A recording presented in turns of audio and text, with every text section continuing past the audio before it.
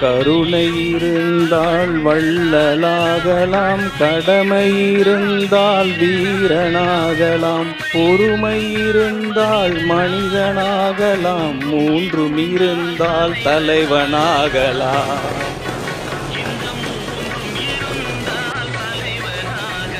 எங்க அண்ணன் தமிழ்நாடு முதலமைச்சர் அவரை பற்றி புரட்சித் தலைவர் பாடினதுக்கு ரொம்ப சந்தோஷம். அப்படியே சொல்லிட்டு போயிட்டார் நினைக்கிறேன்.